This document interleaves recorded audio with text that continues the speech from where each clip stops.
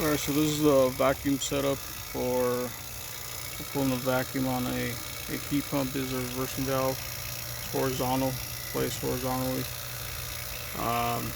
This is the accumulator, compressor, and muffler. So we just replaced that reversing valve, the muffler, and the accumulator. So what I'm doing right now, I have the shredder core removers. The shredders are taken out. So I have these hoses that go directly to this manifold, and then I attach the micron gauge to that.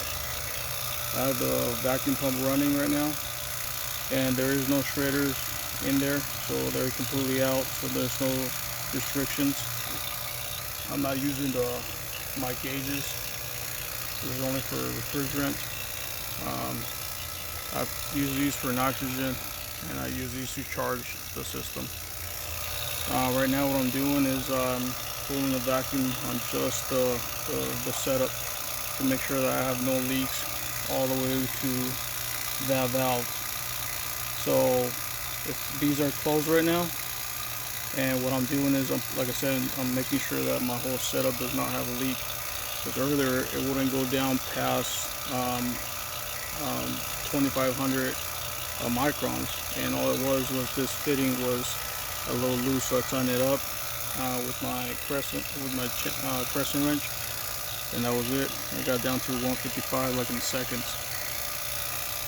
So this manifold right here has its own gauge.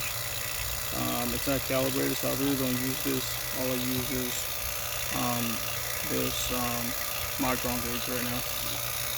But I could calibrate it, and so now I have my own micron setup. I mean my manifold setup right here.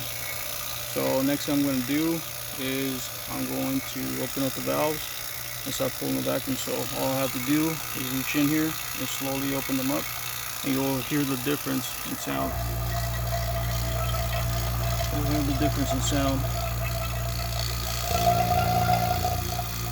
Now I'm pulling vacuum on the whole system.